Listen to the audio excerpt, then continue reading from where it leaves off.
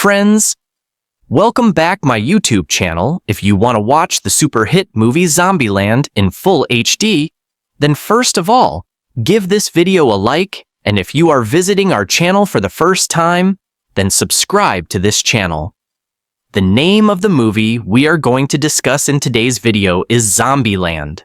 So we will give you information about how and where you will get to watch Zombieland film officially. Apart from this, we will give you a detailed look at the pre-production, post-production, budget, box office collection, and filming of this movie. A detailed review of the movie will also be given in this video, where we will explain the story of this movie in detail. We will also discuss the cast and casting performance of the movie. Apart from this, information about the music department and technical department will also be given. Because of this video is going to be very interesting and entertaining. So, you must watch this video till the end. And if you haven't liked this video yet, then like this video now and subscribe to this channel. So, let's start. The video Zombieland is a 2009 American post-apocalyptic zombie comedy film directed by Ruben Fleischer in his directorial debut and written by Rhett Reese and Paul Wernick. It stars Woody Harrelson, Jesse Eisenberg, Emma Stone, Abigail Breslin, and Bill Murray. In the film, 4 survivors of a zombie apocalypse, Tallahassee, Harrelson, Columbus, Eisenberg, Wichita, Stone, and Little Rock, Breslin, make their way on an extended cross-country road trip to find a sanctuary free from zombies. Development for Zombieland began in 2005 when Reese and Wernick originally wrote the film as a spec script for a television pilot. Fleischer helped develop the teleplay into a screenplay for a self-contained feature. Tony Gardner was hired as the film's special effects makeup designer, which primarily features physical prosthetics to create the look of the zombies. Principal photography for the film began in February 2009 and lasted until that March, with filming locations including Hollywood, Atlanta, and in and around Georgia. Some of the film scenes contained improvisation by the actors. Zombieland premiered at Fantastic Fest in Austin on September 25, 2009, and was theatrically released in the United States on October 2nd by Sony Pictures Releasing. The film received positive critical reception, with praise for its screenplay, dialogue, comedy, and cast performances. It grossed $102 million worldwide, becoming the 10th highest-grossing zombie film in the U.S. until the release of World War Z 2013 and $54 million in home sales. A sequel, Zombieland Double Tap, was released in October 2019. Plot: 2 months since a strain of mad cow disease mutated to become infectious to humans and turn them into zombies. Survivors of the epidemic are advised to use their city of origin as nicknames when meeting other survivors, to not get too attached to them and protect themselves. Columbus, a former college student with a unique set of zombie survival rules, travels from Austin, Texas towards Columbus, Ohio, to search for his parents. On the way, he meets Tallahassee, who reluctantly agrees to give Columbus a ride towards Ohio. On the way, he mentions to Columbus that he misses his puppy, Buck, who was killed by zombies. The pair meet con artist sisters Wichita and Little Rock, who trick Tallahassee and Columbus and steal their weapons and escalate after Little Rock feigns being bitten by a zombie. The two men find a yellow Hummer H2 loaded with weapons and continue on before running into another trap set by the girls, who take them hostage. Tallahassee steals his gun back and has a standoff with Wichita until Columbus intervenes, saying that they have bigger problems to worry about, resulting in an uneasy truce between them. The sisters reveal they are going to Pacific Playland in Los Angeles, an area supposedly free of zombies. After learning his hometown has been destroyed and his parents likely died, Columbus and Tallahassee decide to accompany them to the amusement park. When the group reaches Hollywood, Tallahassee directs them to Bill Murray's house. Tallahassee and Wichita meet Murray, uninfected and disguised as a zombie, and they play a prank on Columbus and Little Rock by having him pretend to be a zombie, only for Columbus to accidentally kill Murray. Columbus soon realizes during a game of Monopoly that Buck was actually Tallahassee's human son, who got infected and died as a result. Despite Wichita and Columbus falling for each other, Wichita abruptly leaves with Little Rock for Pacific Playland the next morning. Columbus decides to go after Wichita and convinces Tallahassee to join him. At Pacific Playland, the sisters activate all the rides and lights, only to unwittingly draw the attention of many zombies in the area. They become trapped on a drop tower ride as Tallahassee and Columbus arrive. Tallahassee lures the zombies to a game booth and kills several as Columbus heads to the drop tower. He evades and shoots through a horde and safely helps the girls down. Wichita kisses Columbus and reveals her real name, Krista. Deciding to stick together from now on, the group then leaves Pacific Playland. The rules. See also Zombieland, Double Tap.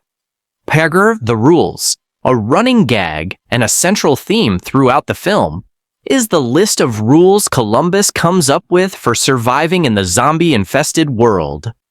By the end of the film, his list has 33 rules, yet only a few are mentioned.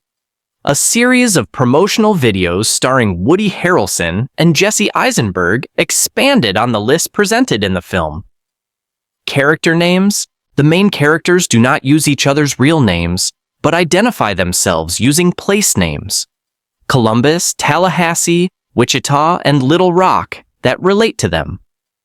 This includes Columbus's neighbor, named 406 after her room, and his fictional sexual conquest, Beverly Hills, as well as Sister Cynthia Knickerbocker, whom Columbus identifies as a Zombie Kill of the Week winner, and whose surname is actually an obsolete term for a citizen or inhabitant of New York City.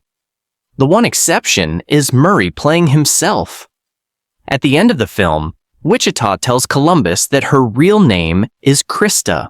Production writing. Writers Rhett Reese and Paul Wernick stated that the idea for Zombieland had lived in their heads for 4.5 years. The story was originally developed as a spec script for a television pilot in the summer of 2005. Wernick stated, "We've got a long brainstorming document that still to this day gets updated on a near weekly basis with ideas." Director Ruben Fleischer helped develop the script from a series into a self-contained feature by providing a specific destination to the road story, the amusement park. Earlier versions of the script called the protagonists Flagstaff and Albuquerque, rather than Columbus and Tallahassee, and the female characters were called Wichita and Stillwater. Casting. Harrelson accepted the role on 4 conditions, 2 of which were about casting and crew. The third condition required the film to have an environmentally conscious set. The fourth condition required that the director will not eat dairy products for a week, a task that Fleischer described as like for an alcoholic not to drink. He succeeded and maintained a vegetarian diet for 11 months. The cameo role was originally written for Patrick Swayze as a zombified dancing character, including references to highlights of Swayze's career, even including a recreation of the Potter's Wheel scene from Ghost. However, Swayze was battling pancreatic cancer at the time and was too sick to make it to set. Swayze died in September 2009. Later versions of the script considered Sylvester Stallone, Joe Pesci, Mark Hamill, Dwayne Johnson, Kevin Bacon, Jean-Claude Van Damme, or Matthew McConaughey as the celebrity. The actor cast in the part dropped out a week before filming, and Harrelson made a few calls and was able to get Bill Murray to play the part instead. According to Harrelson, most of the scene was improvised. Filming and design. Principal photography began February 2009 in Hollywood, California, with scenes being shot at Screamfest theme park and other locations. Filming continued in March in Atlanta, Hapeville, Morrow, Decatur, Newnan, and Powder Springs, Georgia, where actress Abigail Breslin celebrated her 13th birthday by adopting a shelter puppy. Zombieland was filmed in digital using the Panavision Genesis digital camera and had a 41-day shooting schedule. The theme park scenes for the film's climax, Pacific Playland, were mostly shot in Valdosta's local theme park, Wild Adventures Water and Theme Park. Some of the amusement rides prominently featured in the film include Pharaoh's Fury, the Double Shot, redubbed Blast Off, the Rattler, the Aviator, and the Bug Out. A haunted house facade was constructed at the theme park, but the interior was filmed on location at Netherworld Haunted House outside Atlanta. Special effects makeup designer Tony Gardner, who helped Rick Baker create the signature look of Michael Jackson's music video Thriller and has contributed to other Hollywood films such as 127 Hours, Hairspray, and There's Something About Mary, was brought on to design the look of the film's zombies. Michael Bonvillain, who was Cloverfield's cinematographer, was brought on for the lively handheld camera work. Basically, it's the end of the world. The entire nation is zombies, stated Gardner, and the humans are trying to get from the East Coast to the West Coast. For one shooting scene, Gardner said, there were 160 zombies in prosthetics on set in an amusement park. He said, it is how you present yourself as a zombie that determines how people will react to you, and that once the contact lenses go in, he thinks all bets are off. Gardner said he was excited about working on the film with first-time filmmaker Ruben Fleischer, who gave him free rein in his zombie design. We are just trying to be real extreme with it, stated Gardner, and trying to balance the scares out with the comedy. He described having to make over physically attractive actors who usually benefit from their looks as a little off-putting. After seeing some of them in their character makeup for the first time, Harrelson had input into the wardrobe for his character, Tallahassee. I never worked so long and hard on an outfit in my life, he stated.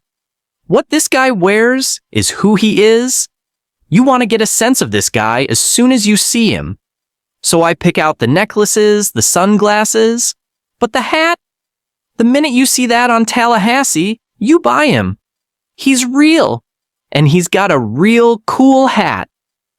Harrelson's choice of headwear for Tallahassee came not just down to style, but also to his environmental passions.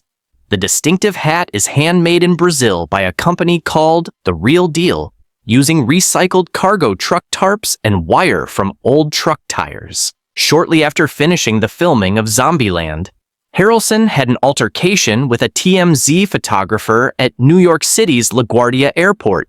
His defense was that he was still in character and thought the cameraman was a zombie. Effects?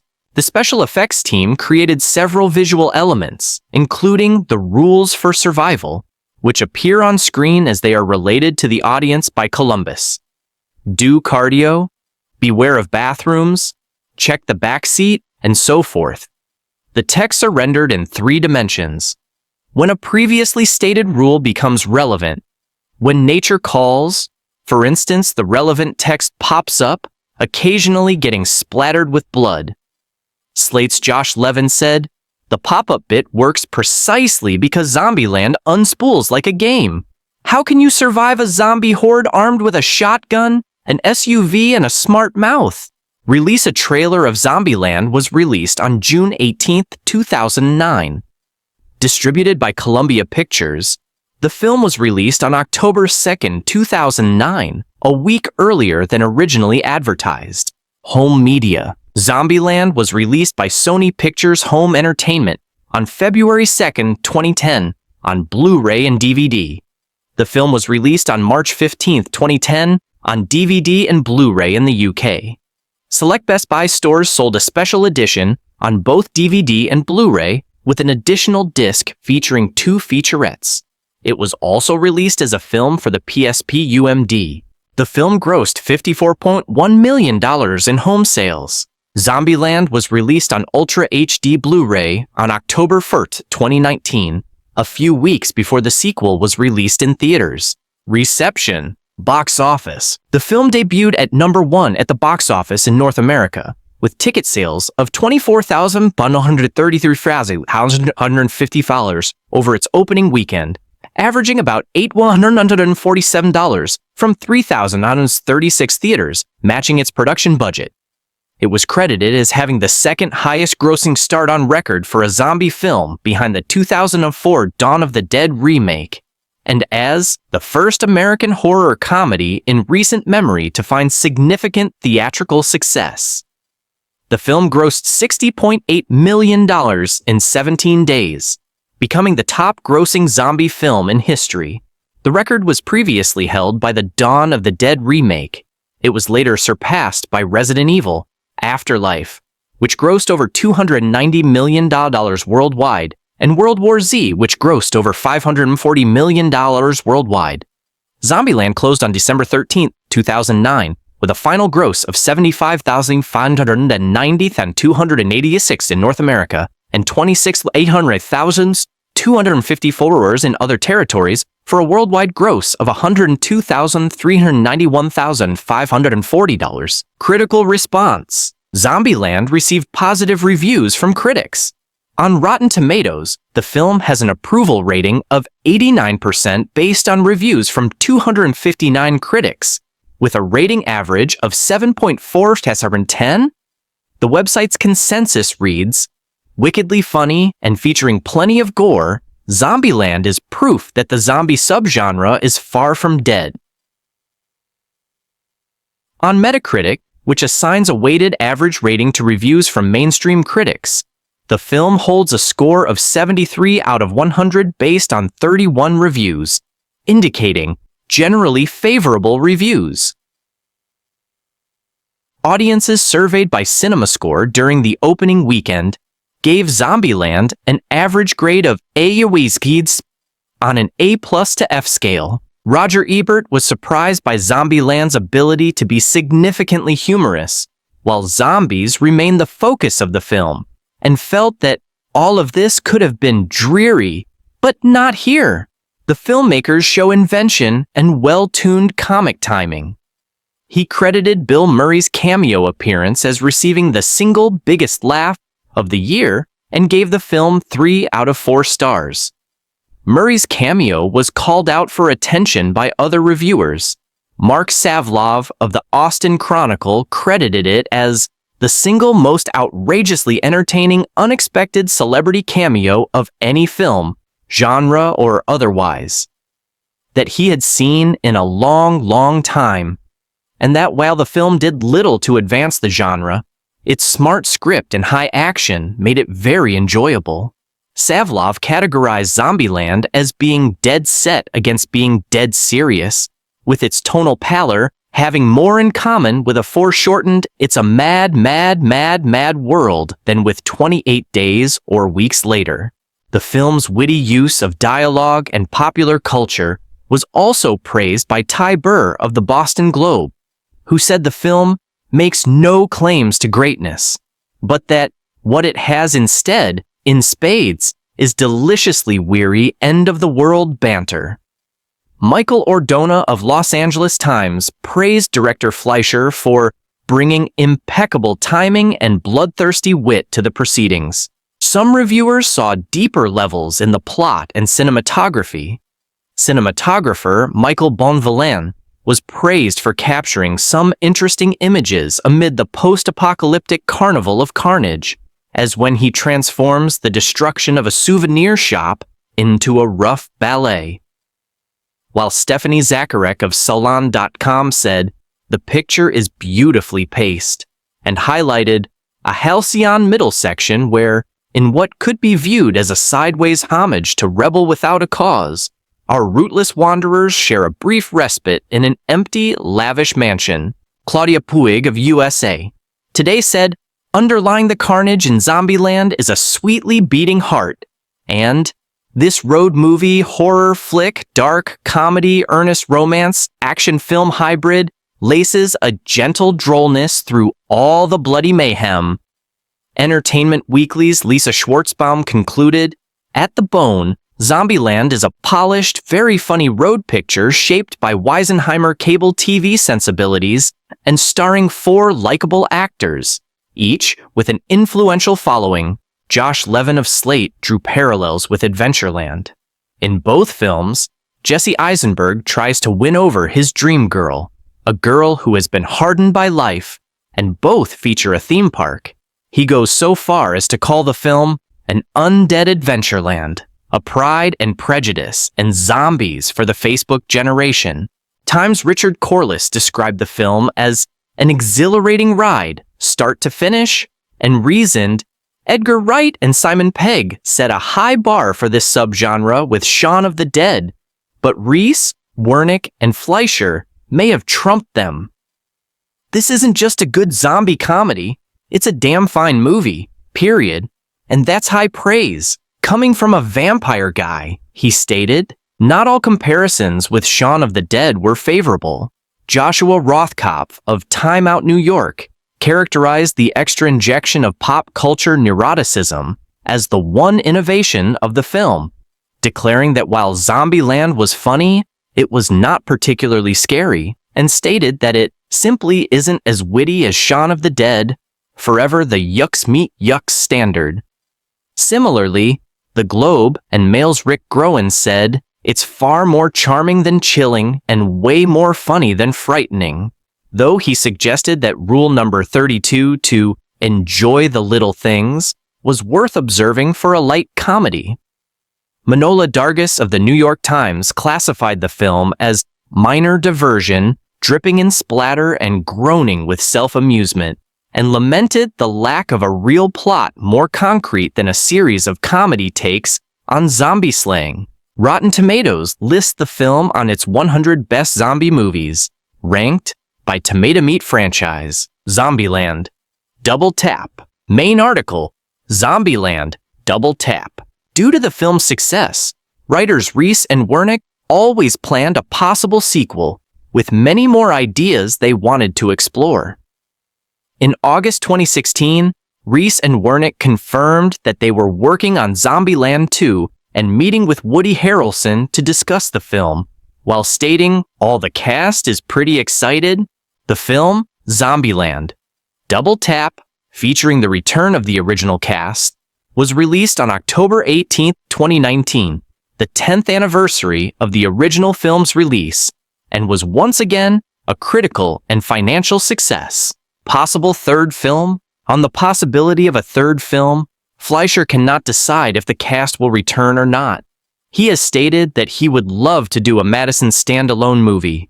In October 2011, it was reported that Fox Broadcasting Company and Sony Pictures were considering a television adaptation of the series to be aired on CBS, with Paul Wernick and Rhett Reese writing the script, but with the main actors of the original film likely not returning.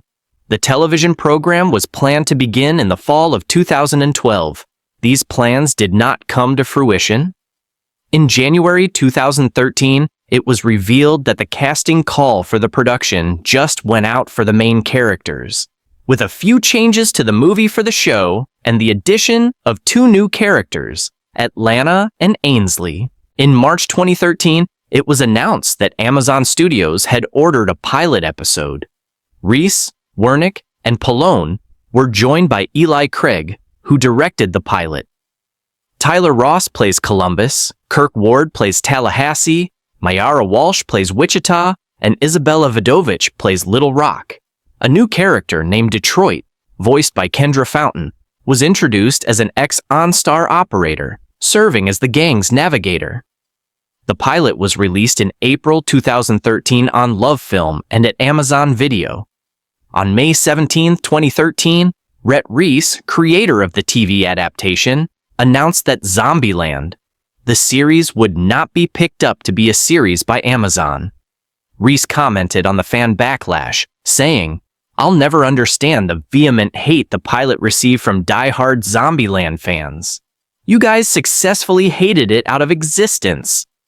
There's no getting around it. Zombies are funny. I think they stopped being scary for me along toward the end of Night of the Living Dead. Okay, maybe in a few others, like 28 days later, they're the Energizer bunnies of corpses, existing primarily to be splattered. But who would have guessed such a funny movie as Zombieland could be made around zombies? No thanks to the zombies. The movie is narrated by a guy played by Jesse Eisenberg, named after his hometown of Columbus, Ohio, who is making his way back home across a zombie-infested America. The landscape is strewn with burned-out cars and dead bodies. He encounters another non-zombie survivor, Tallahassee, Woody Harrelson. The two team up, not without many disagreements, and eventually find two healthy women, the sexy Wichita, Emma Stone, and her little sister, Little Rock, Abigail Breslin. The plot comes down to a road movie threatened by the undead, as countless zombies are shot, mashed, sledgehammered, and otherwise inconvenienced. Wichita and Little Rock turn out to be con women, dashing the hopes of the love-struck Columbus. Yet, eventually, they all join in an odyssey to a Los Angeles amusement park, for no better reason than that there's no location like a carnival for a horror movie. Yes, even with a haunted house, the usual ominous calliope music, and a zombie clown. Columbus, like so many others, is phobic about clowns, making Eisenberg an ingrate, since his mother put him through grade school by playing clowns at children's parties. All of this could have been dreary, but not here. The filmmakers show invention and well-tuned comic timing, and above all, there's a cameo by Bill Murray that gets the single biggest laugh I've heard this year. The foursome hauls up at Murray's vast Beverly Hills mansion, so palatial it is surely a grand hotel, and finds him still in residence. More than that, I will not say, except that not many zombie comedies can make me think simultaneously about Psycho and Garfield. Eisenberg, a good actor, plays a pleasant nerd who has compiled a seemingly endless survival list for the United States of zombies.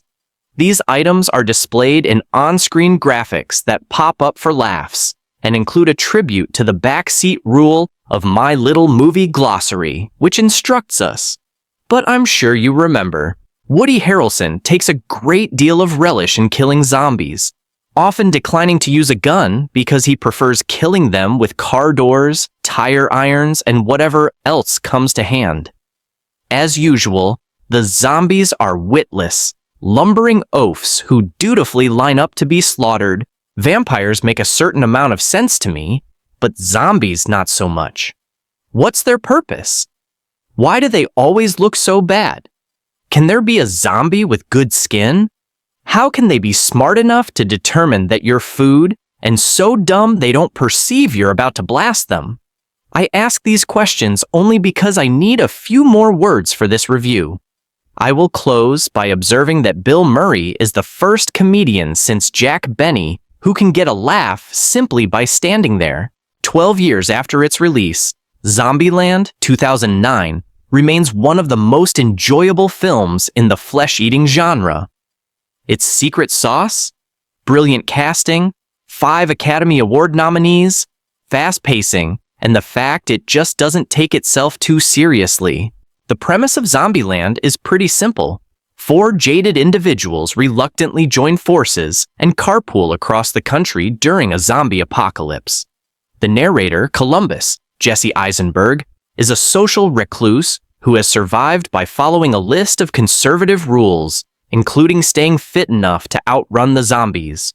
Rule number 1, cardio, and shooting them twice to make sure they're actually dead. Rule number 2, double tap. Director Ruben Fleischer made his directorial debut with this film and takes great delight in covering each of these rules in gory detail. A homemaker escapes the neighborhood zombie kids, only to go flying through her windscreen because she's not buckled up. Rule number 4, seatbelts. Columbus, with his irritable bowel syndrome and rolling suitcase. Rule number 7, travel light, is the perfect foil for snakeskin jacket and cowboy hat wearing Tallahassee, Woody Harrelson. Tallahassee is in the butt-kicking business, and business is good, Harrelson declares, 2 chainsaws in hand. After a tense standoff, Columbus hitches a ride. The film looks set to fade into odd couple mode until the pair are outwitted by jaded 20-something Wichita, Emma Stone, and her preteen sister, Little Rock, Abigail Breslin. The women quickly hustle the unsuspecting men, taking their guns and their truck, not once, but twice, on a quest to reach Pacific Playland, their childhood happy place. Part of what makes this film work is the chemistry between the cast. There's a sense of ease and camaraderie, which is greatly helped by the film's zippy editing, well-paced flashbacks, clever use of graphics, and snappy dialogue. Little Rock's explanation of Hannah Montana to an engrossed Tallahassee stands out. Above all, they seem to be having fun, something missing from most of the exhaustingly gritty string of zombie productions that have emerged over the last 2 decades. From the 11 angst-riddled seasons of The Walking Dead to Hollywood hit World War Z and umpteenth Resident Evil film. When the cast trash and smash an Arizona gift store, their delight is so genuine, you kinda wish you could be in there with them. A standout moment is the appearance of actor Bill Murray, who shows up in a brilliantly executed cameo. While Murray almost steals the show, it's Harrelson as Tallahassee who ends up carrying the film. His character offers a handy roadmap in how to deal with the apocalypse. Indulge in blind rage to vent your frustration, develop a dark sense of humor, and pursue your comfort food of choice, Twinkies, at all costs. He even inspires Columbus to add another rule to his list. Rule 32. Enjoy the little things. It doesn't set out to be, but by the end, this zombie movie is quite sweet. Sure, there's blood, guts, and gore, but the virtues of loyalty, trust, and family are established without feeling cheesy or insincere. Amara Walsh Shaw plays Witcha, and Avita plays Little Rock. A new character named Detroit, voiced by Kendra Fountain, was introduced as an Exxon Star operator serving as a gang's navigator. The pilot was released in April 2013, and all of Filma and AA Amazon Video on May 17, 2013. Retris, creator of the TV adaptation, announced that a Zombieland the series would not be picked up to be a series by Amazon. Commented on the fan backlash, saying, "I'll never understand the vehement hate the pilot received from die-hard Zombieland fans. You guys successfully hated it out of existence. It's as simple as this. Zombieland is a place where you get sick one day and you're sucking brains the next.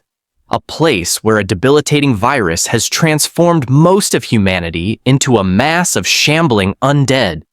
There are a few less survivors who took the government's advice and washed their hands regularly, but they're outnumbered 1,000 to 1. Not good odds, really.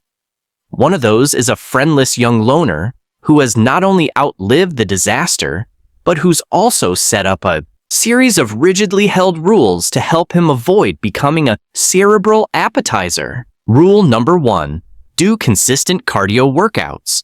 Rule number 4, wear a seat belt at all times. Combined, these little victims are literal lifesavers. But when an almost deadly encounter leaves the Tamadrek loose out in the cold without a vehicle, it looks as if all the rules in the world won't help him.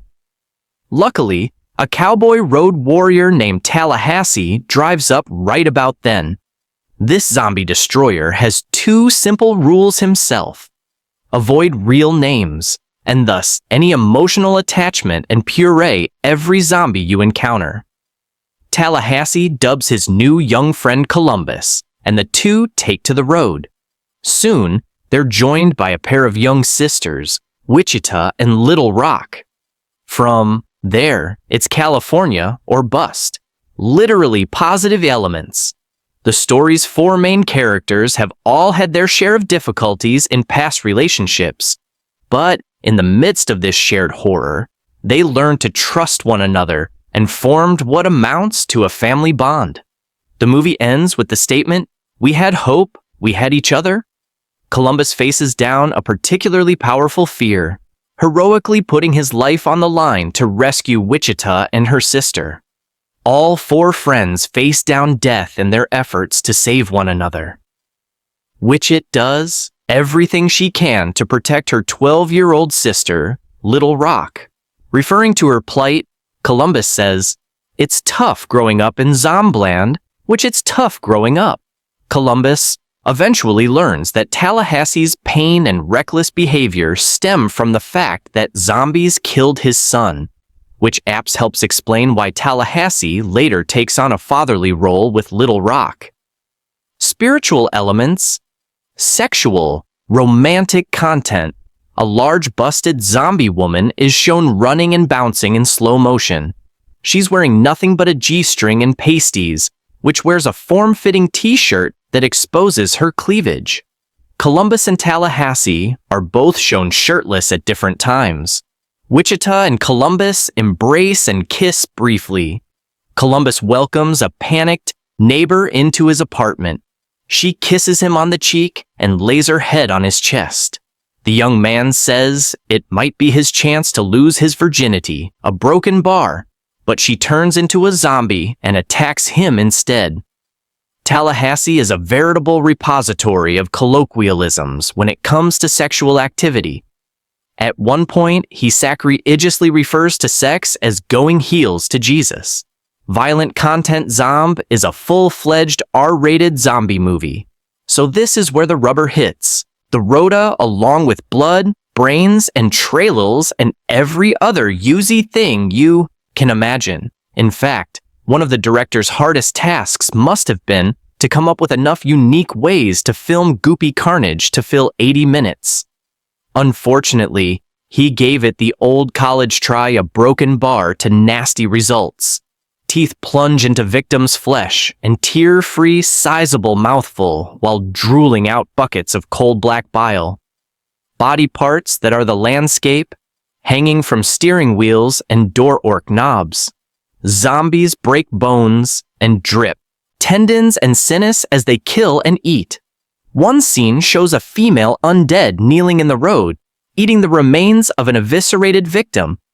But zombie feeding frenzies aren't the only butchery on display. An ample chunk of the flesh-rending action is perpetrated in all the undead baddies. Tallahassee crushes zombie faces with everything from baseball bats to a banjo. Bloody bashing contact is shown in realistic detail. A swarm of grade school-age child zombies bounce off a careening van, and several get dragged down the street. We see an undrop of piano on a pursuing zombie. In one intense scene, Columbus fends off his zombie female number. She chases him, teeth snapping, mouth drooling cur. He batters her with kitchen utensils, breaks her ankle, smothers her with a shower curtain, and finally snaps her neck by thumping her with a porcelain toilet cover. A wide variety of firearms, from shotguns to machine guns, to splash eyeballs and intestines everywhere. In a scene at an amusement park, all four of the movie's heroes blast away. Zombies splat to the ground from 50 feet in the air, are smashed and sent flying by whirling rides, and are viciously shredded by large-caliber automatic fire. When asked how she learned to handle a firearm, Little Rock reports that it was from all her video game play. Crude or profane language FNS words splattered the dialogue as well, about 30 of the former and 15 of the latter. We also hear H.A. Bard and BCH. Jesus' name is abused twice. God's about 10 times. Twice combined with DN drug alcohol content a few times. Tallahassee drinks from a bottle of hard liquor. He hands a glass full to Columbus, but the younger man throws it away. Later, though, Columbus and Wichita share a bottle of wine. Taking deep swags, Tallahassee finds a hat with empty beer cans attached to it that Little Rock ends up wearing. Later, in one quick scene, the adults are shown smoking marijuana from a communal banga with Little Rock in the room. Other note for the elements after finding a truck with a back seat full of weapons. Tallahassee exclaims, "Thank God for Redneck's conclusion. If you walk into a movie call, There shouldn't be much mystery about what's about to plop onto your cinematic plate. The only question really is when the aggressora, as in, how rancid does it get? Answer Ray Rancid. But before I delve into a final summary of the gory proceedings at hand, I'll have pity on your gag reflex and tell you about film's few appealing elements first. If you look beneath the rotting flesh exterior, you find 4 central characters who constitute a likable, if particularly raw, family of post-apocalyptic misfits. They're well portrayed and often funny. After all, this is a flick that's supposed to tickle your funny bone while it gnaws on poor dead guy's leg bone. The story ultimately encourages us to find Hopina and to be heroic for the people around us. Now, back to that degrees of badness part.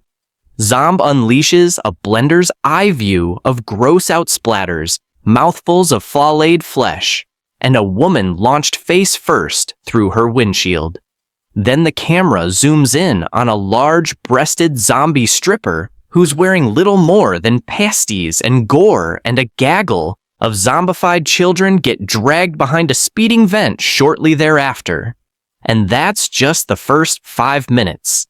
It's as if the movie makers are screaming at us not to bother looking for the veiled subtexts, allegories, or socio-political messages that are sometimes associated with this genre.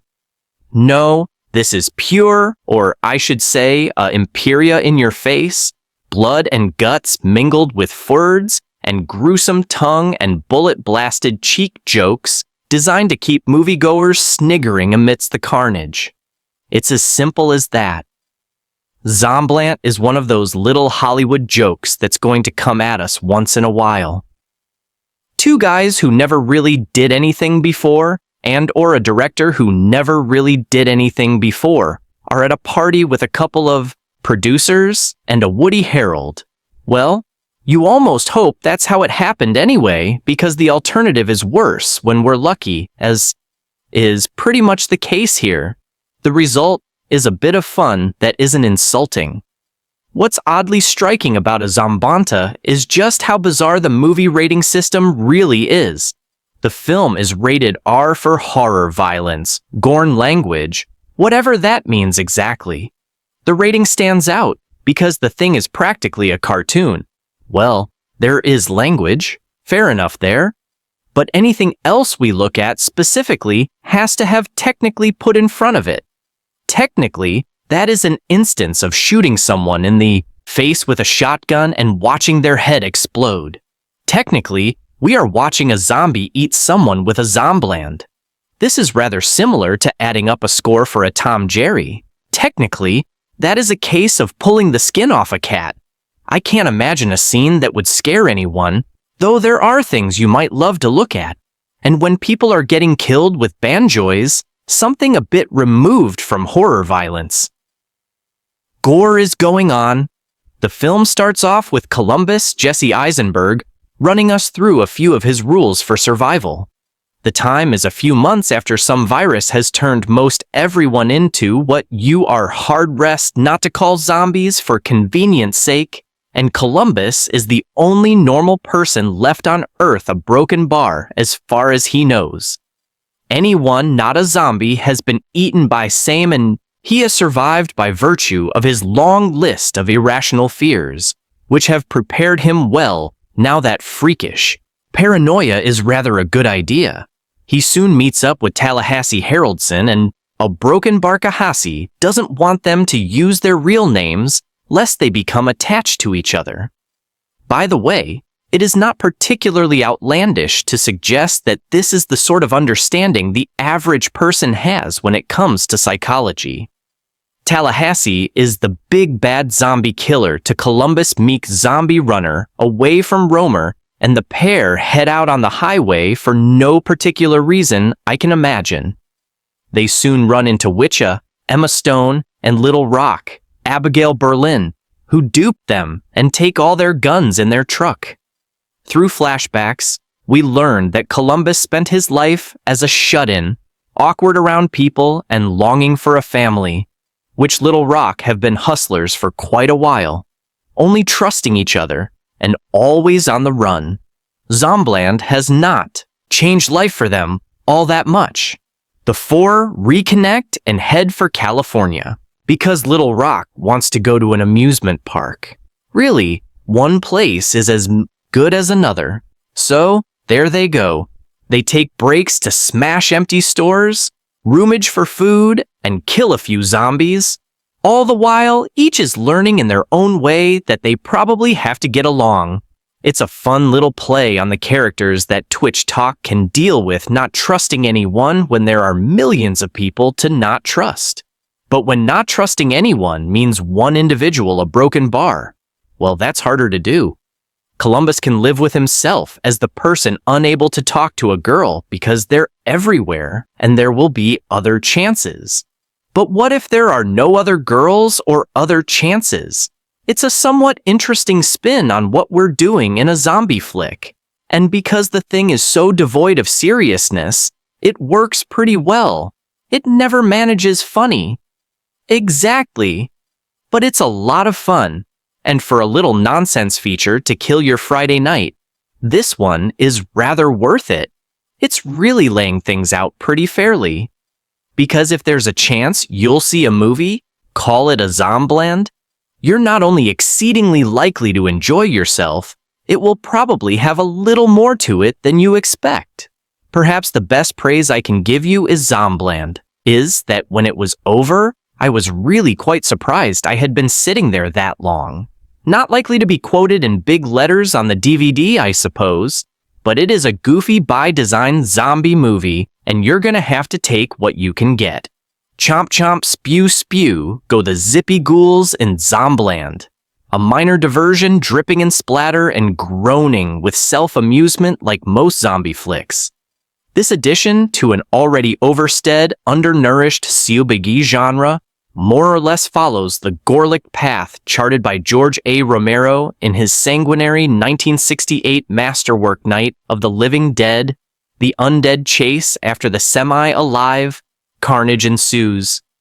But whereas Mr. Romero, always all Vernern, and Ruben Fly, shoulder-directed, are strictly in it to bust guts and heads. Although Woody Harrelson, Jesse Eisenberg, Abigail Berlin, Emma Stone, and the modestly funny Bill Murray breeze through, they're just icing.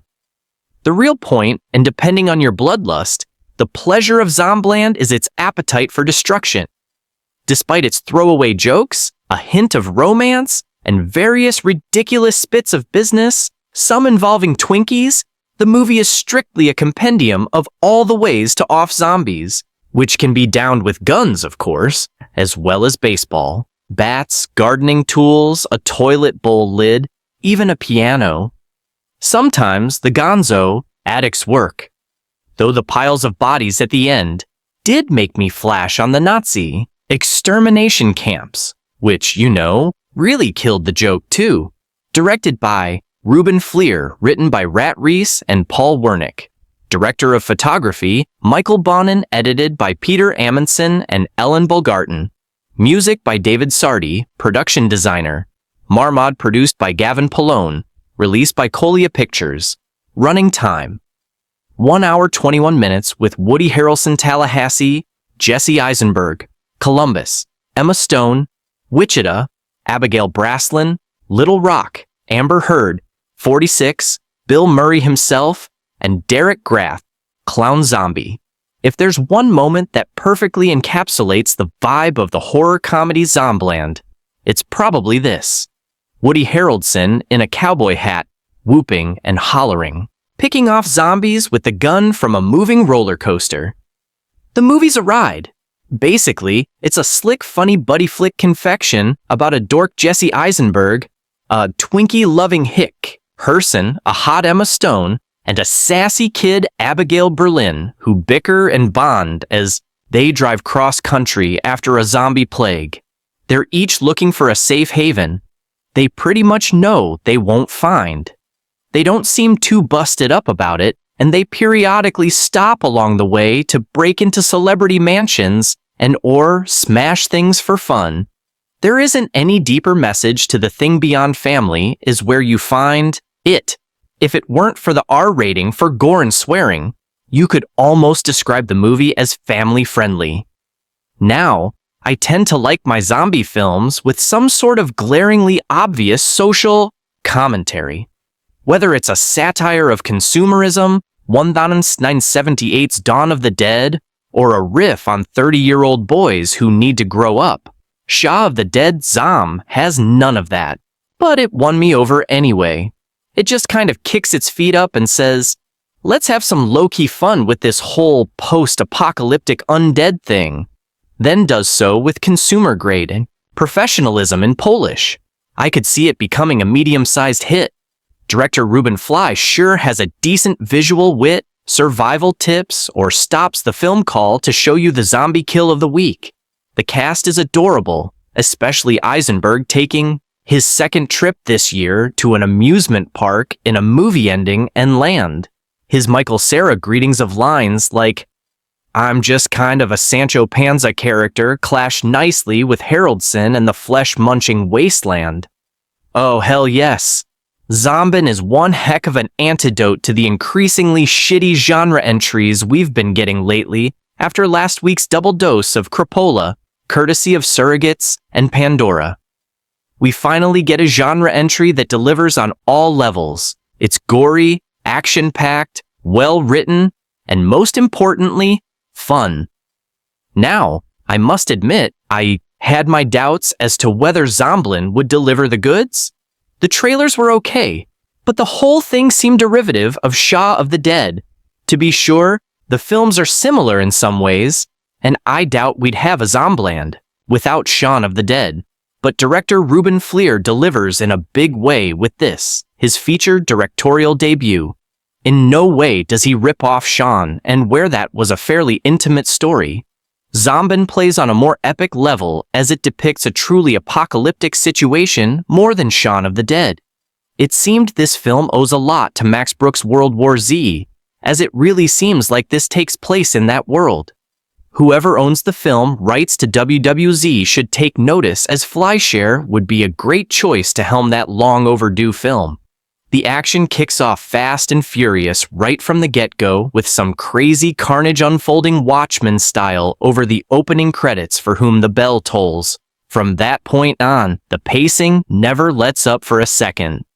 Fly sure keeps things rolling at a fever pitch with a wisely compact 85-minute running time that never wears out, and it's welcome come and features a number of awesome zombie action set pieces to get the most people talking. Other than a truly kick-ass cameo that I'm not going to spoil here, is the awesome performance by Woody Harrelson as Tallahassee, who's exactly the type of zombie ass kicker you'd want on your side in a situation like this.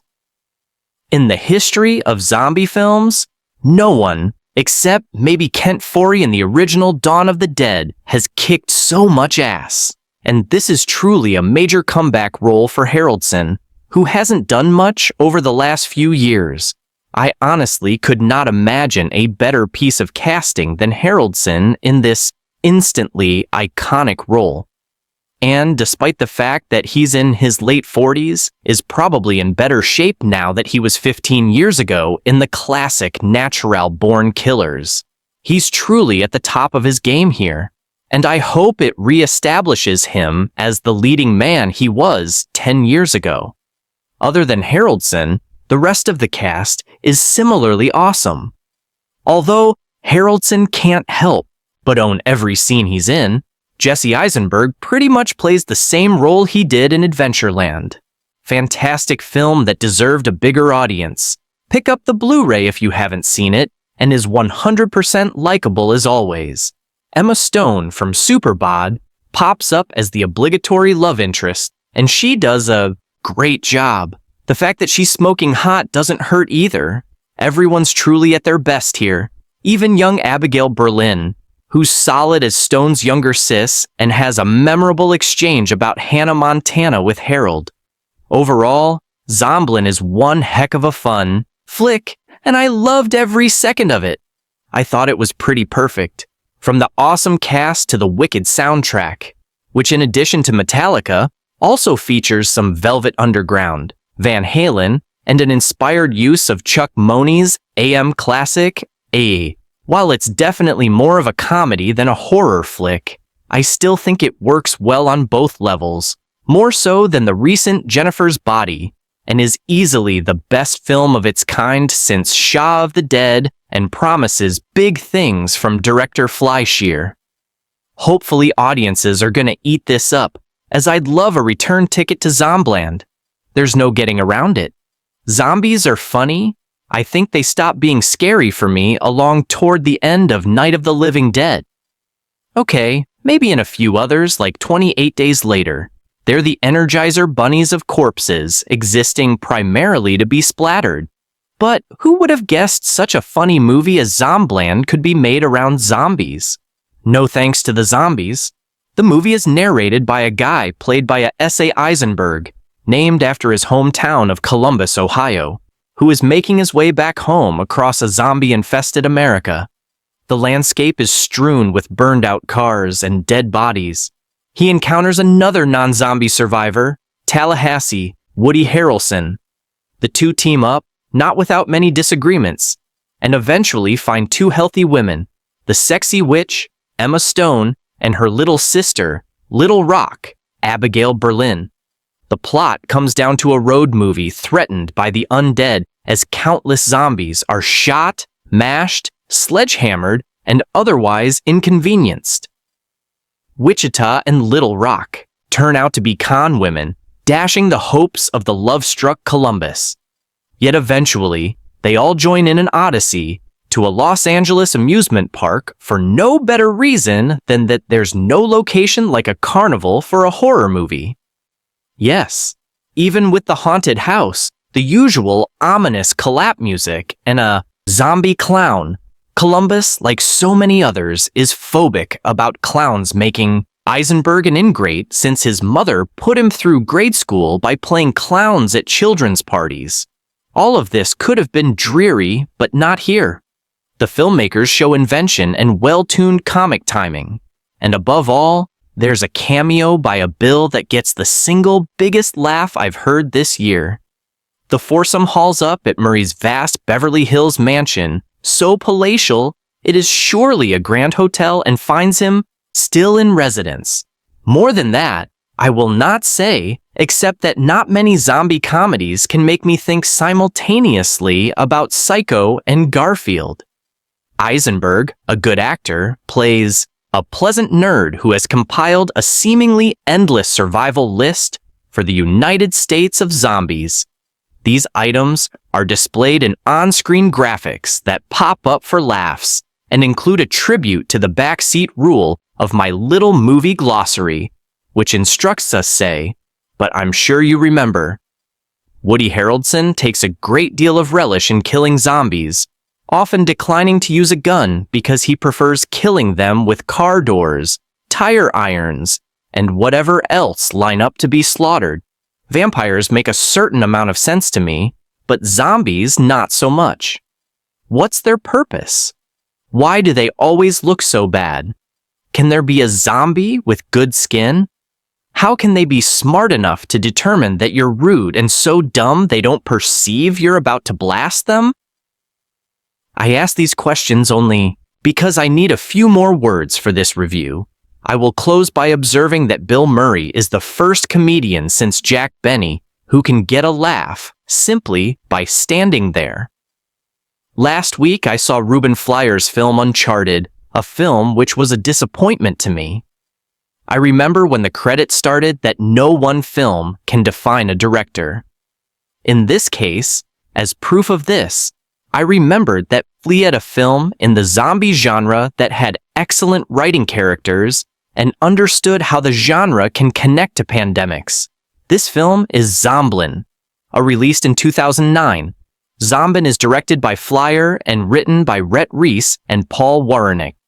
The film features Jesse Eisenberg, Woody Harrelson, Emma Stone, and Abigail Berlin in the lead roles. Dua Eisenberg plays nerdy, uptight, and kind Columbus, a college student trying to survive in a zombie apocalypse. Columbus is on his own, making rules to survive the zombie apocalypse, and trying to make his way to find his parents until he meets Harrelson's Tallahassee and Wichita and Little Rock, Stone, and Berlin, respectively. The film then follows the group as they travel together through the apocalypse and become like a family to each other. A best part of Zombieland is its connections to the crisis we are going through in the real world right now. The zombie genre has a particular connection to the pandemic, and that the characters are fighting to stay alive and not contract a virus. Zomb is no exception to the rule of the zombie genre. The experience these characters go through is very similar to the experience of the pandemic. A great example is that, like limbering up, avoiding bathrooms, and of course, double tap, make sure a zombie is dead. These might not be the same rules to surviving CO-19, but the system Columbus has is similar to the protocols we have in place to keep us safe. Another connection this film has to the pandemic is its themes of connections and family. Columbus makes it known that before the zombie outbreak, he was not a person. However, he states that as he continued to live in the world of zombies, he realized how much he wanted to have people back in his life. I think many in CO-19 times realize the same thing Columbus did, that we often take how important people are for granted in a pandemic. It is important to have someone out there to lift you up in the same way you would lift them during this hard time. That's why all of these characters meeting each other was important, because they had all been on their own up until this point, and through each other found the need for connection with others. Again, we should all follow these characters' example and always hang on to strong connections with people when we find them. If we do not hang on to the connections we have, then as the film reminds us, we become lonely and isolated like the zombies, the film. Often one of the difficulties for horror comedies is the ability to be funny while still being scary. Luckily, Zombieland delivers both scares and laughs. When a zombie appears in this movie, it's not just a person in makeup. The zombies are snarling, growling, and lunging, and they are almost always gurgling at the mouth.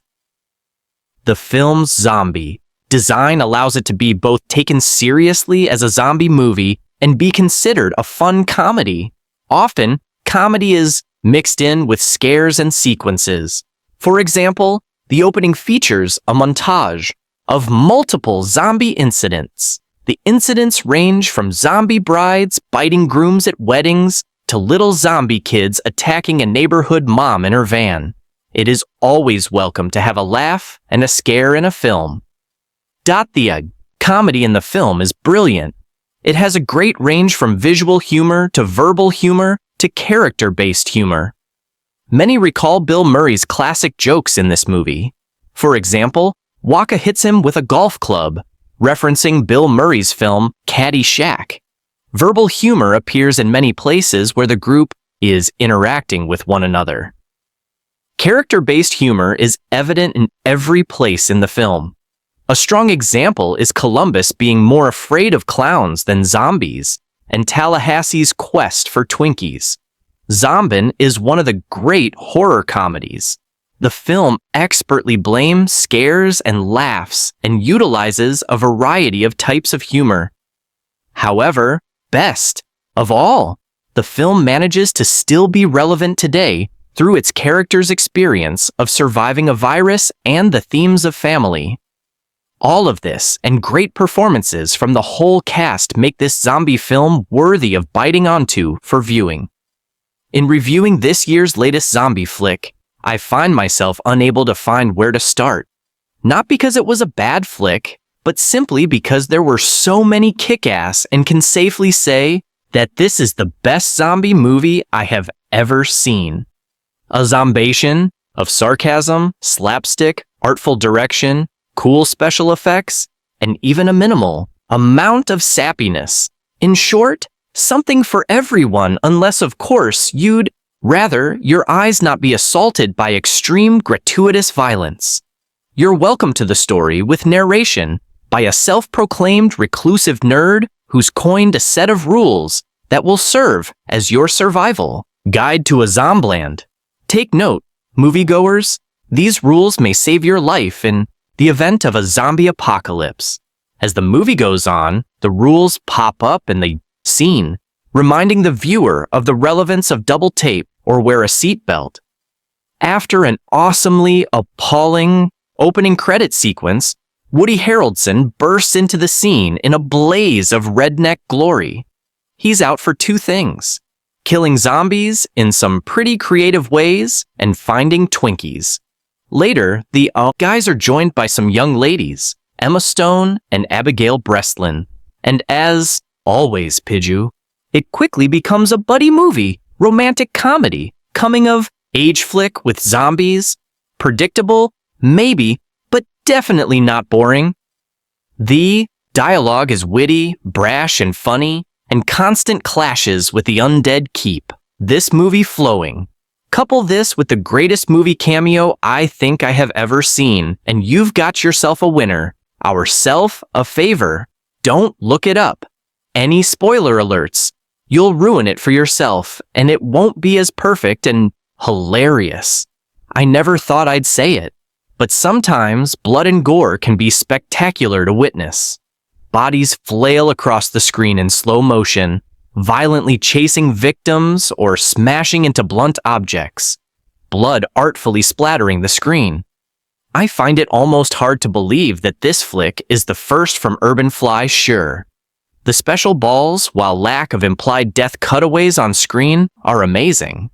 I mean, typically in a film, when someone careens viewing the death instead of watching blood splatter the cement, in a zomb, you sit and you watch, thinking that at the last second the camera will cut away. Not the case. Instead, not only do you get to watch people explode from hitting the sidewalk, you get to do it in slow motion. 12 years after its release, Zombieland 2009 remains one of the most enjoyable films in the flesh-eating genre. Its secret sauce, brilliant casting, AA5 via Academy Award nominees, a fast pacing, and the fact it just doesn't take itself too seriously. The premise of Zombieland is pretty simple. 4 jaded individuals reluctantly join forces and carpool across the country during a zombie apocalypse.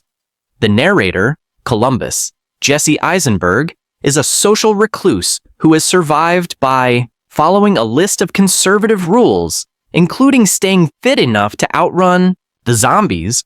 Rule number 1, cardio, and shooting them twice to make sure they're actually dead. Rule number 2, double tap. Director Ruben Fleischer made his directorial debut with this film and takes great delight in covering each of these rules in gory detail. A homemaker escapes the neighborhood zombie kids only to go flying through her windscreen because she's not buckled up. Rule number 4, seat belts. Columbus with his irritable bowel syndrome and rolling suitcase. Rule number 7, travel light is the perfect foil for snakeskin. Jacket and cowboy hat wearing Tallahassee, Woody Harrelson. Tallahassee is in the butt-kicking business, and business is good. Harrelson declares 2 chainsaws in hand. After a tense standoff, Columbus hitches a ride. The film looks set to fade into odd couple mode until the pair are outwitted by jaded 20-some witcha, Emma Stone, and her preteen sister, Little Rock, Abigail Berlin. The woman quickly hustled the unsuspecting men, taking their guns in their truck, not once but twice, on a quest to reach Pacific Playland, their childhood happy place. Part of what makes this film work is the chemistry between the cast. There's a sense of ease and camaraderie, which is greatly helped by the film's sippy editing, well-paced flashbacks, clever use of graphics, and snappy dialogue. Little Rock's explanation of Hannah Montana to an engrossed Tallahassee stands out. Above all, they seem to be having fun, something missing from most of the exhaustingly gritty string of zombie productions that have emerged over the last 2 decades. From the 11th riddled seasons of The Walking Dead to Hollywood. Hit World War Z and teen Resident Evil film. When the cast trash and smash an Arizona gift store, their delight is so genuine, you kind of wish you could be in there with them. A standout moment is the appearance of actor Bill Murray, who shows up in a brilliantly executed cameo. While Maria Amista steals the show, it's Harrelson as Tallahassee who ends up carrying the film. His character offers a handy roadmap in how to deal with the apocalypse. Indulge in blind rage to vent your frustration. Develop a dark sense of humor and pursue your comfort food of choice, Twinkies, at all costs. He even inspires Columbus to add another rule to his list. Hash Rule 32. Enjoy the little things. It doesn't set out to be, but by the end, this zombie movie is quite sweet. Sure, there's blood, guts, and gore, but the virtues of loyalty, trust, and family are established without feeling cheesy or insincere. Almost as much of a triumph as surviving the apocalypse. The vast majority of sequels are unnecessary, but Zombieland Double Tap feels particularly so, especially coming out a decade after the original. The first Zombin from 2009 was a lot of fun with its gleeful balance of gore and snark and a bouncy, self-referential nature. It was a zombie movie that knew it was a zombie movie, and it had a blast in every sense of the word, messing with the tropes of the genre. A Woody Harrelson, a Jesse Eisenberg, Emma Estonia, and Abigail Breolina enjoyed breezy chemistry and snappy banter. The whole thing was a lark stepping stone on the road to future success for everyone, including director Ruben Fleischer Venom and writer Satriando Paul Wernicke, the Deadpool franchise 10 years later. They're all back along with screenwriter Dave Callahan, but it's hard to find justification in returning to these hardened characters and scorched territory. Zombieland Double Tape is more of the same, but also much less. The past is larger, the carnage is near, and the comedy is even more meaty than before. But while individual moments and action sequences might be amusing, the endeavor as a whole feels like a tepid retread. Callbacks to running gags from the first Zomb, and the characters at the center of this new adventure haven't developed in ways that are meaningful or compelling. Rock. Berlin have settled into a makeshift family dynamic as comfortably as possible, given that they're under near constant attack. Tallahassee is the cranky, politically incorrect father figure. Columbus and Wichita are the playful lovebirds, and Little Rock is the spunky and rebellious younger sister. Their home is the White House, now surrounded by trash and weeds as we see in a graphically violent slow-mo sleigh fest to the blaring tune of Metallica's Master of Puppets, which they've turned into more of a frat house full of sporting equipment, Christmas lights, pop culture paraphernalia, and empty beer cans. While the film's laughs are hit and miss, the production design from a Martin W.A. whose inspired work includes Bad Times at the El Royale is a consistent highlight.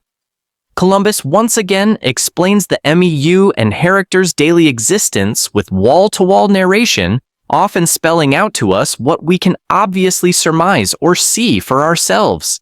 His rules for survival pop up and text on screen, a cardio, never trust bathrooms, enjoy the little things in life, etc. But the device quickly grows tiresome, so do his frequent reminders that he knows we're watching him and his friends in a movie with jokes about putting down your milk duds or experiencing Zomb Double Tap-In.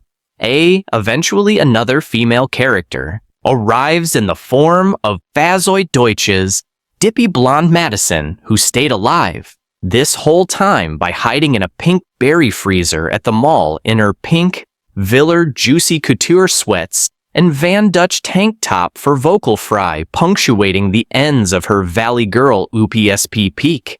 Madison is more of a one-joke idea than an actual human being, but Deutsch is so irresistibly adorable and radiates such Sunny less in this cold, bleak world that her presence provides a welcome respite. Other new additions to the cast don't get the opportunity to contribute nearly so much, including a sadly squandered Rosario Dawson as the manager of an Elvis-themed motel near Graceland. She's tough and independent, but the would-be romance between her and Harrelson's character is barely there. Similarly, there's little to a guitar-playing hippie named Barkley of Enogia, with whom Little Rock strikes up a flirtation. And while the meeting of Tallahassee and Columbus with their doppelgate till the current Albuquerque, Luke Wilson, and Flagstaff, Thomas Middleditch is a clever idea, it drags on longer than it should. All these usually appealing actors are stuck in a plot that's episodic and doesn't gain much momentum. It's essentially a road trip with one big battle after another, featuring zombies that have evolved and become harder to kill. Pop culture references and self-referential riffs. The landscape relationships are tested during the closing credits and revisiting elements from the original Zombieland. Fleischer and company at least had the good sense to bring back the best one of all. The few survivors don't use names but hometowns as their monikers. They travel the interstates in sturdy GMs loaded with weapons looking for refuge. They listen to heavy metal aid. Don't fear the Reaper. Of course, in this United States of Zombieland, all they want are the little things. They like Twinkies. Zombieland is the funniest zombie movie since Shaun of the Dead. Funnier even than Foe. This is a 28 Days Later played for laughs. Say, lots of them. Endless jokes, one-liners, and sight gags. That nebbish is neebish. Jesse, Eisenberg Adventureland plays our narrator, AA survivor, not because he's tough, but because he's smart. He lives by a long set of post-zombie rules that flash on the screen each time he applies one to some life-threatening situation. A rule number 1, cardio, run, because the first ones to go were the fatties. Rule number 3, beware of bathrooms. And rule number 17, don't be a hero. The kid is making his way home to Columbus, Ohio, where he grew up. Columbus, that's what this snarling, zombie killer Woody Harrelson, driving an Escalade that he has painted. Day learns. Number 3 on calls him. Tallahassee is all action. Guns and baseball bats, and lawn care implements, all employed killing zombies as he prowls empty stores looking for the last Twinkie in Zland. These two mismatched companions run up on some survivor sisters, Wichita, Emma Stone, all Zooey Bangs, and too much makeup, and Little Rock, Abigail Berlin. But trust issues stand in the way of their traveling as a quartet. Director Ruben Fleischer and writers Rhett Ree and Paul Wernick. Complete unknowns pepper the script with snark and W, with black humor flows as thick and black as the blood. The zombie spurt and the bile, the zombies vomit. It's still just a dumb zombie movie, but at least in Zombieland, they know Living Dead is the biggest joke of all. From the moment that Zombieland begins with the earnest yet extremely funny narrative on the rules on how to survive a zombie attack done over the backdrop of surprisingly tame but effective scenes of zombie attacks and people flying through windshields, you immediately become aware that his is not your typical George A. Romero type zombie movie. Even though the film takes place within a post-apocalyptic world, where unknown virus has turned the people who ate the meat tainted with it into zombies. This beginning narration sets the tone for the well-paced serial comedic nature that sets Zombieland apart from the typical zombie horror movie. The narrator and main character of the movie is Columbus, Jesse Eisenberg, a 20-something loner-type college student who up until the zombie virus changed the world, lived a very phobic, uptight existence in Austin, Texas. Once the virus struck, he sets out on a journey to get back to his hometown of Columbus, Ohio to check on his family. Hey, along The way he hooks up with Tallahassee Woody Harrelson, an edgy, aggressive cowboy type whose life goal is to find the spongy golden goodness of a Twinkie, but whose cavalier facade hides a sad secret. Enter into their lives two smart and slightly devious sisters named Wichita, Emma Stone, and Little Rock, Abigail Berlin, who con the guys out of their gun and steal their vehicle. One of the things that makes Zombieland, which was directed by Ruben Fleischer, produced by Gavin Polone, and written by Paul Wernick and Retrice, such a fun movie to watch, is that the characterizations were solid and the are strong by the actors. Woody Harrelson steals the movie. His character of Tallahassee was funny and macho, yet not overly OTT. Columbus was nerdy, but not stereotypical. The sisters, Wichita and Little Rock, were strong female characters, with Wichita showing that women don't need to be nude or vulgar to come across as tough or smart. The cameo by Bill Murray as himself is extremely well played and doesn't come across as gratuitous use of celebrity. It's funny and smartly done. The special effects are top-notch, yet the movie doesn't go overboard on the blood and guts to make their point about the horror of zombies eating people alive. The movie relies more on adding a dark humor to the situation, and you spend as much time laughing as you do jumping in your seat or covering your eyes. If Zombieland has one major flaw, it's the fact that the movie drags a bit in places, and I, as a movie, felt it lost some of its momentum in the middle. I really felt that there could have been more zombie action added to keep that element on track. But the final conflict had power, plenty of momentum and suspense. The amusement park setting was a great allegory to the thrill ride that the final action scenes were. The comedy elements were well written and well timed. I laughed at every one of them, as did the majority of the audience. All in all, a very well done movie that proved you don't need excessive gore, nudity, or profanity to make an action, comedy, horror movie worth watching.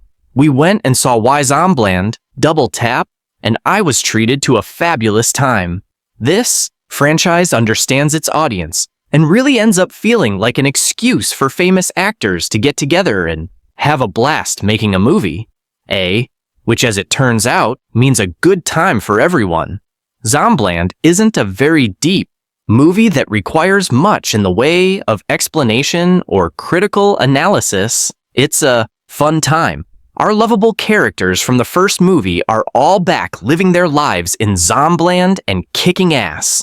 The controversy in this story starts with Columbus Jesse Eisenberg proposing to Wichita Emma Stone, which creates a rift in their relationship due to Wichita's inability to be close. She and Little Rock leave the family with only a note to explain their departure. Tallahassee, Woody Harrelson, and Columbus are floored. While on the run with Wichita, Little Rock, Abigail Breslin, the youngest of this adoptive family, decides that post-pubescence is pointless without a cute boy to bang. So she leaves the safety of her family and ventures into Zombieland with a cute boy from Berkeley. Call it a broken bar, Berkeley. The gang decides that they have to go after her. And this is the basis for most of the movie. There are some great cameos and new characters who add quite a bit in the way of entertainment, like the stunning and hilarious Madison, Zoe Deutsch, and the strangely Woody Harrelson Albuquerque, Luke Wilson. The premise gives you absolutely nothing new in terms of what zombies do or look like or run like. And the genre's more stringent aficionados may get sniffy when confronted with a modest, high-spirited core comedy. But he laughed more often and harder at the best gags here than I did with any number of other comedies this year. And there's something inherently droll about plunking down Jesse, more deadpan than Michael Cera. Even Eisenberg into an extreme scenario like this, to wet zombie plague country, destroyed very few humans, left honing the dry comic skills he brought to Adventureland. What's next for this guy, the Holy Land? Eisenberg, plays a kid from Columbus, Ohio, who joins shotgunning, head-splattering forces with the top-billed Woody, Harrelson, having a high old time as humankind's last best hope, making their way west, killing when and where they must. They meet Emma Stone and Abigail Berlin as fellow survivors.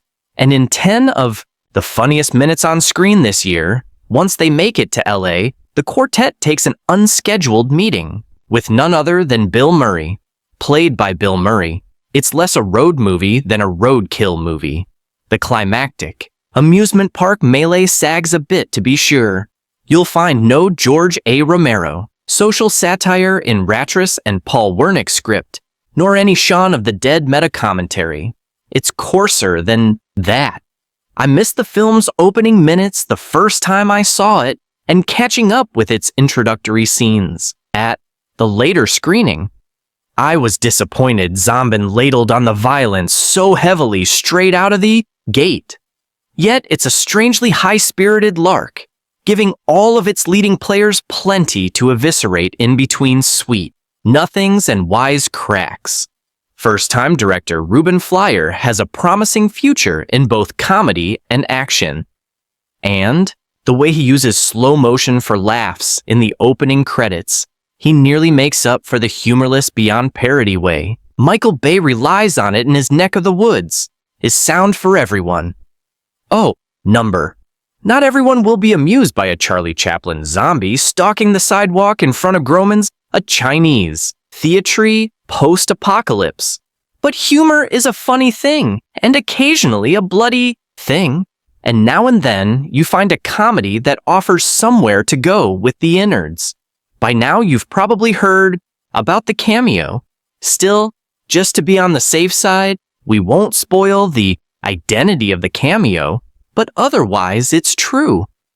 Halfway through Ruben Fischer's absurdly assured debut, Zombieland, there's a surprise appearance from a major comedy star that is so daffy, so self-acing, and so perfectly pitched that it virtually shuts the book on any other celebrity cameos from here on in.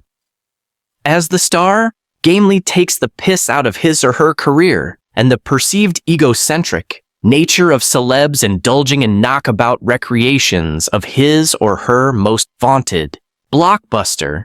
Zombieland, a movie that had seemed for all the world like just another zombie comedy, is inarguably brilliant.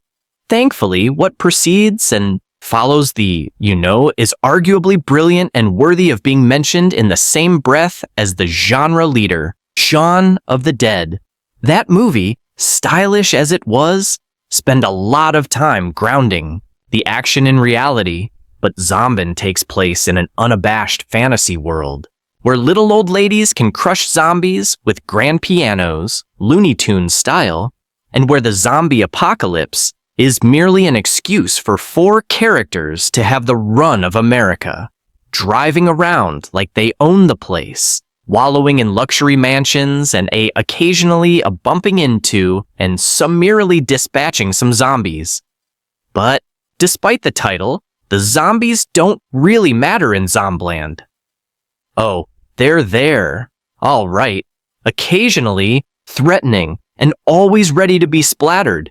But Fleischer and his writers, Reese and Mick, are refreshingly interested in putting flesh on their characters, bones, as opposed to stripping it off and what characters they are. Normally in zombie films, the hero's ranks are padded out by unlikable zombie fodder just treading water until they get munched. But Zombieland's greatest achievement is in presenting 4 wholly likable characters in whose ultimate survival you become wholly invested. Whether they're gambling gay around with the cameo or in one neat road trip sequence, boring each other to tears with arguments about everything from Willie Nelson to Hannah Montana. Admittedly, Emma Stone's cynical witcha and Abigail Breslin as her little sister are somewhat underwritten. But in Harrelson's high school Tallahassee, man with an innate talent for turning the undead into the just dead, and Eisenberg's Columbus propelling the story with the right young Woody Allen voiceover and his list of paranoid survivalist rules, Fleischer has a classic buddy movie team at his disposal. Throw the cameo in there, and the result is a zombie flick that stands shoulder to decomposing shoulder with the best the genre has to offer. The comparison, too, of the data is inevitable. So let's get it out of the way. Atlanta is kind of sort of Simon Bagg, an Edgar Wright's comic masterpiece of mayhem, after the undead apocalypse done up American style. So instead of cricket bats as weapons and jokes about tea, it's shotguns as anti-zombie devices and a quest to find the last Twinkie. Buddha, Bland A from delightfully out the nowhere director, Ruben Fleischer and screenwriters Retrice and Paul Wernick, is not a simple redo or ripoff or anything so unpleasant as to require such derogatory words.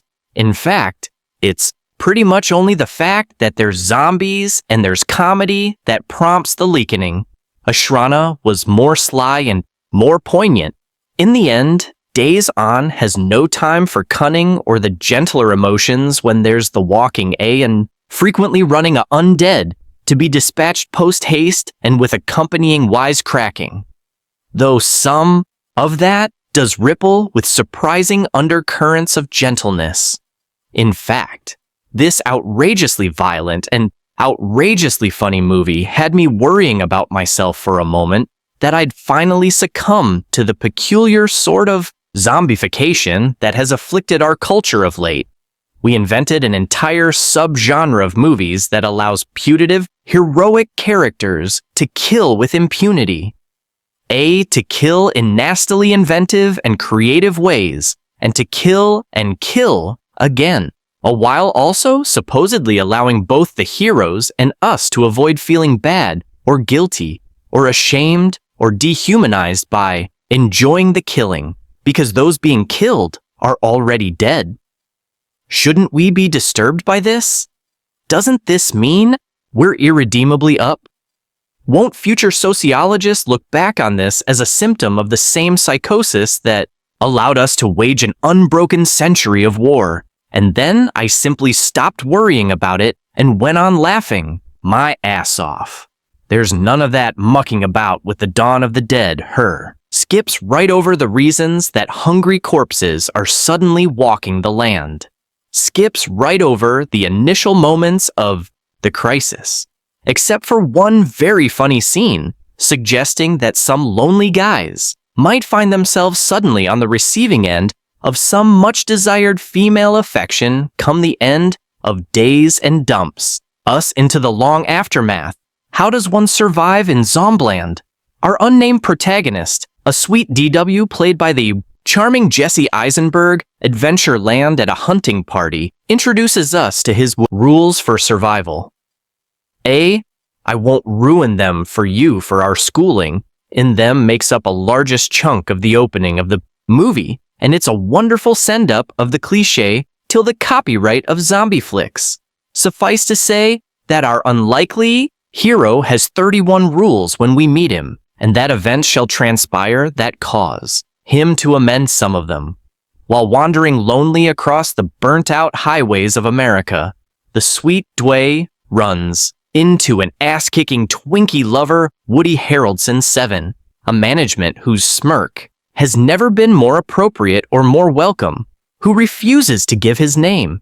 You don't want to get too close to people in Zombie, but invites our unlikely hero to call him Tallahassee. After his destination, he dubs the sweet weeb Columbus. After his soon they've joined up with Witcha Emma Stone, a ghost of girlfriends past at a house, Bunny and Little Rock, Abigail Breast, a My Sister's Keeper, a Kid, Kittridge, American Girl, and they all keep their destination names, even though they decide to head somewhere else. They've all seen post-apocalyptic movies, and they know to dismiss the rumors of a zombie-free paradise out west or the one back east.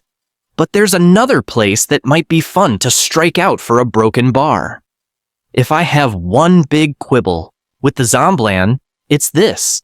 A plot point turns on the theft of cars and guns from other non-zombie people. But why steal a car at the end of the world? Why steal guns? Isn't everything you need just lying around free for the taking?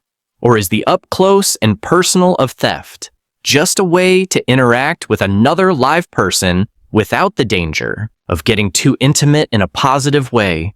It's a minor quibble, really, and not much of problem for the rest of the film is so despicably, so wonderfully amusing. If it's not a sly Shaun of the Dead, it's still why enough to let what could be its best visual joke slip by so quickly and so uncommented on that you might miss it, which makes the noticing of it that much more fun. And it makes me wonder what other jokes I did, in fact, miss. And it plays up what could be its most shocking moment with exactly the right plan of impotence and absurdity and tragicomedy that you'll be marveling that Fleer and company even conceived of it. Never mind, got away with it. 10 years after the mad cow disease mutated into a zombie virus, Tallahassee, Columbus, Wichita, and Little Rock have set up base in the White House just as they begin settling into a comfortable routine. Personal conflicts force them all back onto the road. 10 years. This sequel dragged its feet in getting into cinemas, possibly because the TV series went into production and failed to launch, and most of the cast were getting nominated for Oscars.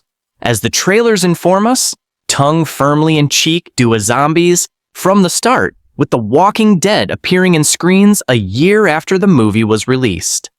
The original is fun, performed well, and left itself well open for a sequel.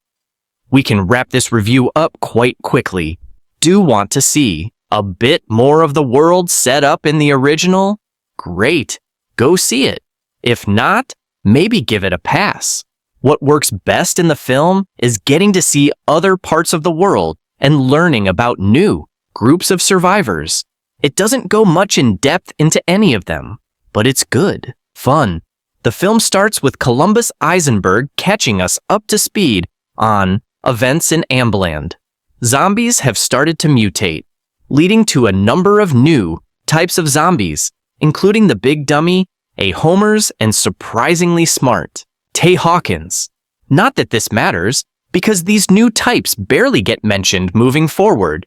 It's all an aid of setting up to the AT-800s, a deadlier zombie that takes more than a few bullets to take down. Not that this matters, because by the time we get to the finale, none of them put up much fight. Columbus, Tallahassee, Harrelson, Wichita, Stone, and Little Rock, Berlin, have taken control of the White House and loaded it up with treasures of all kinds. They fall into a weird domestic routine and are mostly happy. Little Rock has grown up and is getting impatient with Tallahassee treating her like a child. Meanwhile, Wichita is left confused with Columbus' sudden proposal. The sisters pack up and leave during the night, leaving Columbus heartbroken. During a sly raid on a shopping mall, they met Airhead Madison, which just as Madison and Columbus hook up, Wichita arrives back to seek help in finding a wayward Little Rock who left to travel with a hippie Barkley, Georgia. With everyone back on the road, we fall back into a familiar pattern of traveling from place to place and killing zombies in fun ways.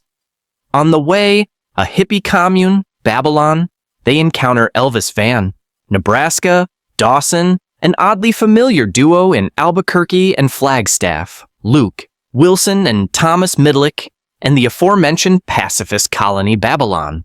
There's plenty more comedy than there is zombie-killing action, and the climatic fortress defense is clumsily and hurriedly set up. An action highlight is a fight through an Elvis-themed motel with excellent use of sets and invisible cuts in the edit. It's a real standout in technical production. A lot has happened in the 10 years since he is on. Blanta was first released. Emma Stone is now an Oscar-winning actress and one of the biggest movie stars on the planet. Director Ruben Fleer has had a pretty good career, including most recently a Venom. And after a Deadpool of films and years of trying to make a sequel, writers Paul Wernick and Retris finally get to return to the zombie apocalypse. In the movie, things haven't changed. That much. The world is still full of zombies, some of which have evolved into new forms, making them harder to kill. Columbus is still the narrator, and his relationship with Wichita is in a bit of a rut. Tallahassee is still just as crazy as ever, but now adding that claims he has Native American blood running through his veins. It's really only Little Rock who has changed the most, sick of her lifestyle and family bickering. All she wants to do is to hit the road, which comes with some interesting situations and the introduction of some new characters. The first movie worked really hard to make the foursome entertaining and likable, but the new characters in the new movie aren't as fleshed out and pretty annoying, to be honest. Except for Rosario Dawson's Nevada, who is just a delight to watch. But takes Owe Deutsch's Madison, for example, is the total embodiment of a dumb valley girl who is constantly getting hazed by our heroes. And some information about it. How do you like our today's video? Please let us know by commenting. And if you like this video, please like it, share it, and forget to subscribe to our channel. Thanks for watching.